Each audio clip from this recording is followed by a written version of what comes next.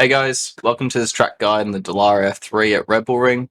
I'll be taking you for a little guide of the track today with the fixed setup, and yeah, let's get into it.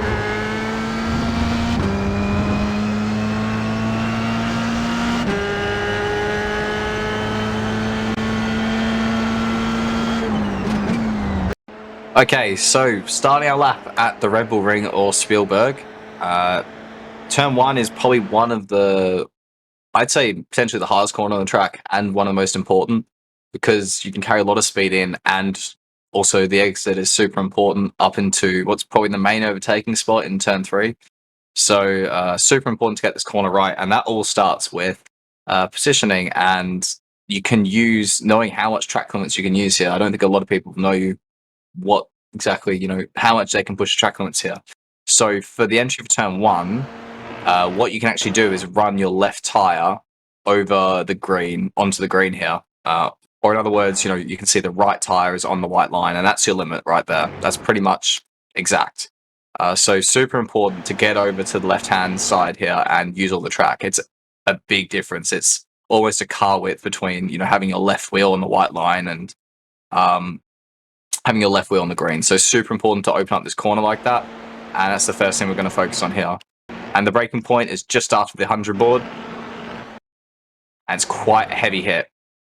Heavy hit on the brakes, but not long. You don't want to hold it. You'll end up going straight for too long or locking up or whatever. It's a short, hard brake, and then quickly blending out, rolling speed up the hill. And what we're aiming for is to take all the red and white curb here.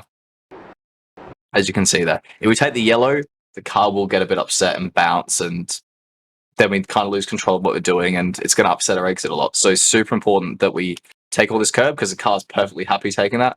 If you take any more, it is a risk. So you can see here that throttle pickup is pretty much, I've always done it, well, obviously you want to be as early as possible, but you want to have throttle on before you hit this curb, and it's super important for the attitude of the car as well as the exit. If you don't have throttle on, and in this case I have about 50%, 55%, and I think having it, you want to have at least 30, 40%. That really settles the rear end of the car over this curb, and obviously really helps your exit as well because you're already picking up throttle. But it's more important here to get some throttle on for the curb than it is to go straight from 0 to 100 afterwards, let's say. So that's probably one of the most important parts of driving this corner, in my opinion. And everything just comes very early here. You don't want to feel like you're rushed on the exit. You don't want to feel like you're right on the limit on the way in. You don't want to feel that you've really pushed the braking zone super hard. You want to, like I said, position it really well in the entry, and you want to just brake a tiny bit earlier than you think, and really focus on rolling speed and pick up the throttle a bit early, so we can settle the car, and then you'll see here, so we can get it straight, the steering straight out here, and this exit curb is quite difficult to use. That's probably the limit of what I would do, and we are risking floor damage as well running it like that. Pretty much the limit is running your left tires on the curb or just over. If you run more than that, if you run the sausage down the middle of the car, you will get damage and lose a bit of lap time. So that's not really ideal. So again, we want to push it as much as possible, but it is a risk reward thing here. So just being aware of that. But you can run this much curb without getting off track. So just keep that in mind. So yeah, as you can see, even though I pick up the throttle quite early, about here, I'm not at full throttle until here.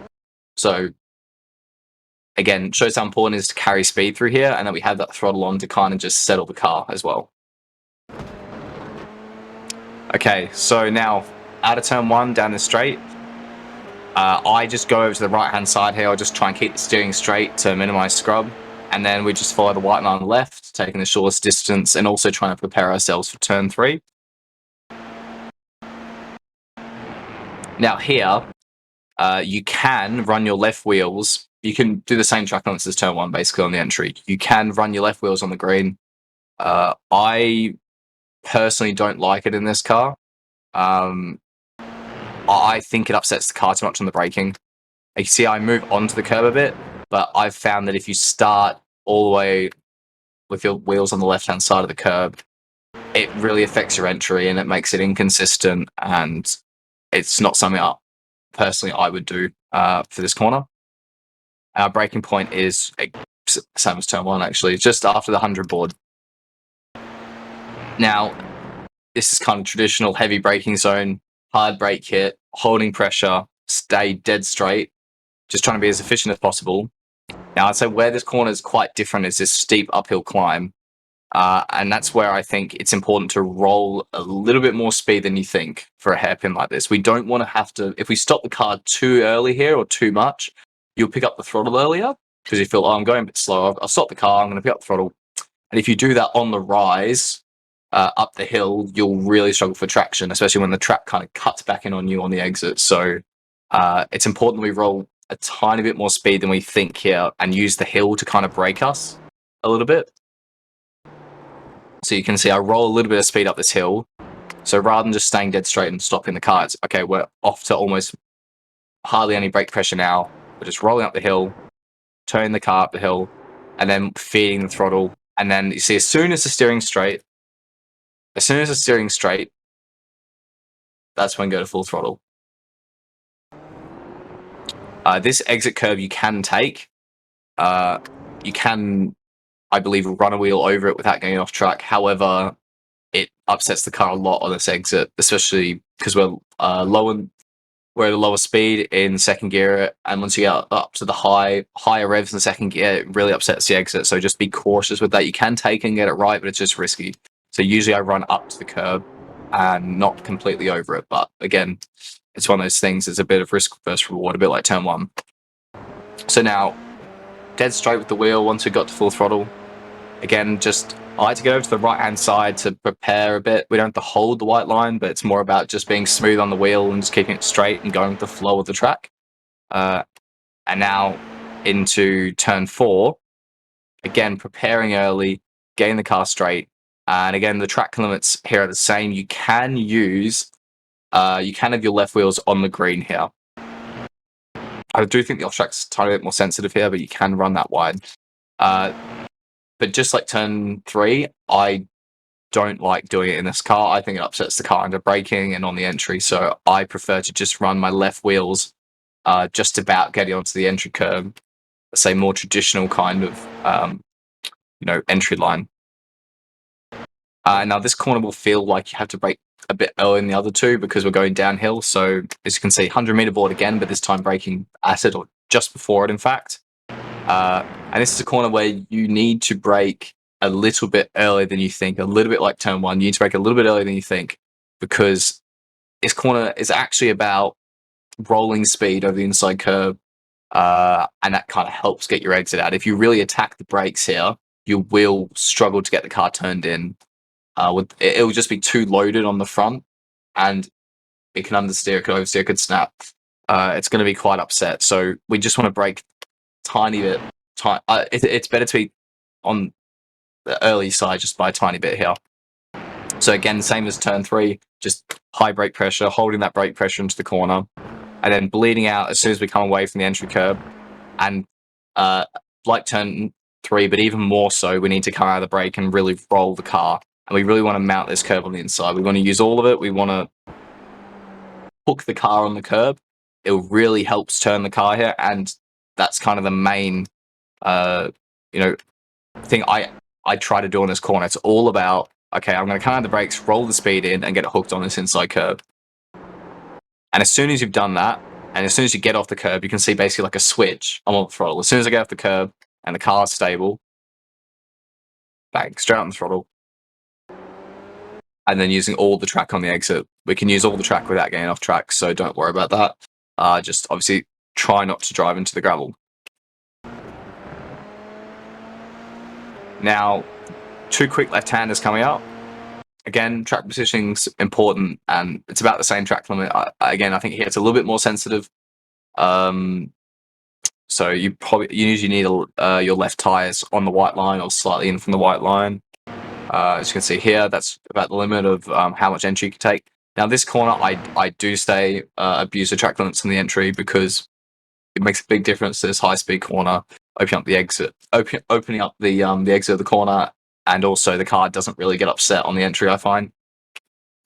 So yeah, we're in 4. We want to be changing down to 3rd gear here from 4th. And we're looking into apex, and we don't want to apex at the start of this curb.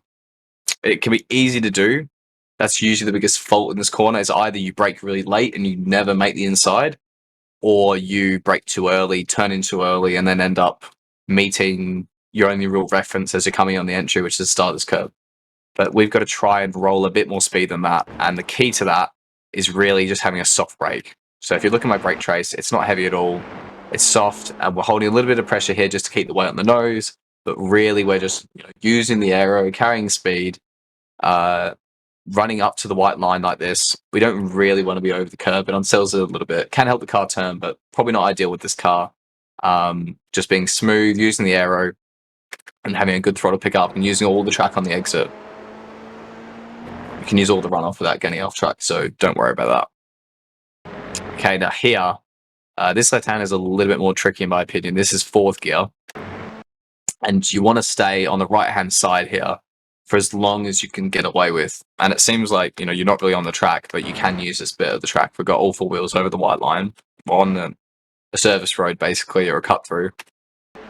And this is our reference: is we want to be turning in after this cut through. If we turn in here, we'll end up into the corner way too early, and it's such a long corner that it really affects our exit and how we can pick up the throttle.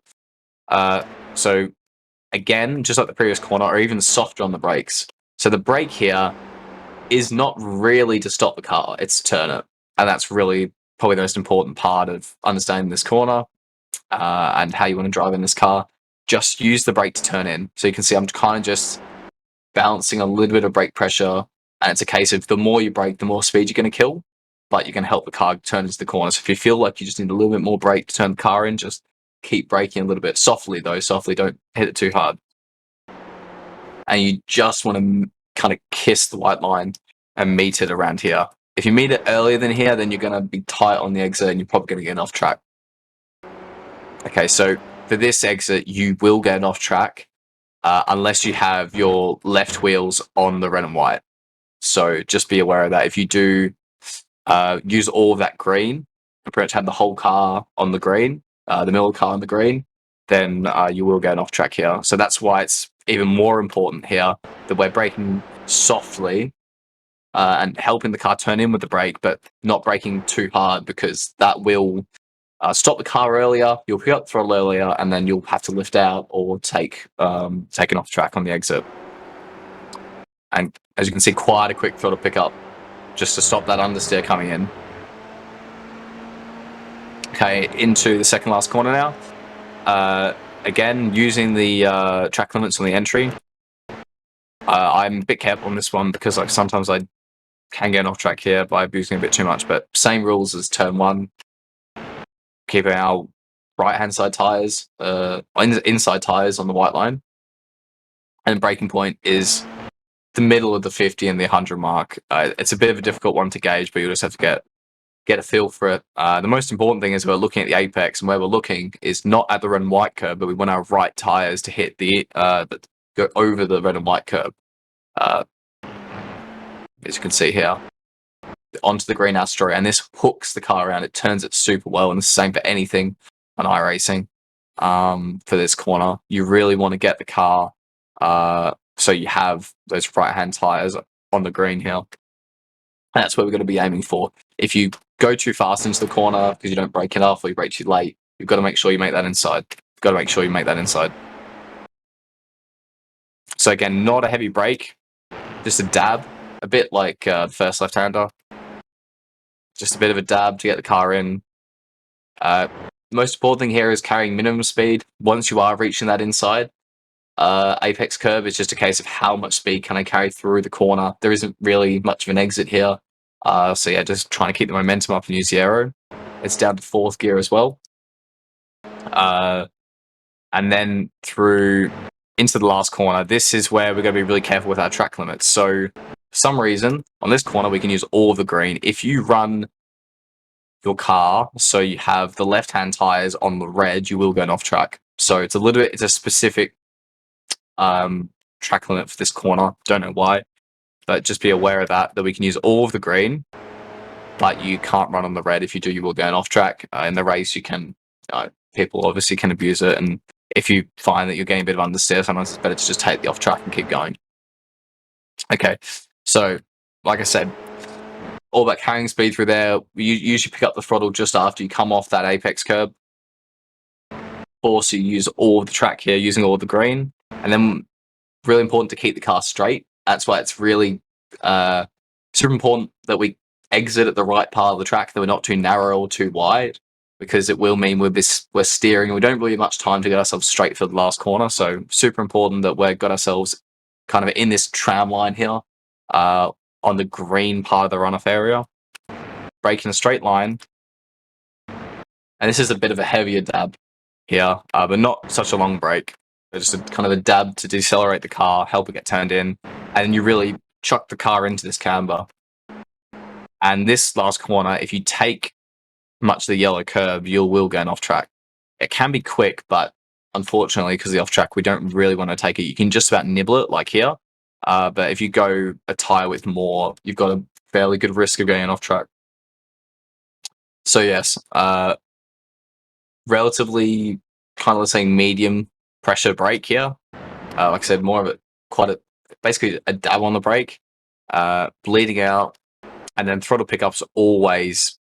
It's one of those corners where you can feel the car grip into the camber. So at this point, we're not there yet. But once we get into this phase of the corner here, you'll feel the front and even the rear in a second when it lands through this banking. It'll grip up, and that's when you kind of had to anticipate on the throttle. So go on the throttle now, in a second, the car will just grip up at this point in the corner and using that camber, which is why it's really important to use the full width of the track here. And so we have to get the car right onto this spot of the track so that we get that extra grip and use all the camber.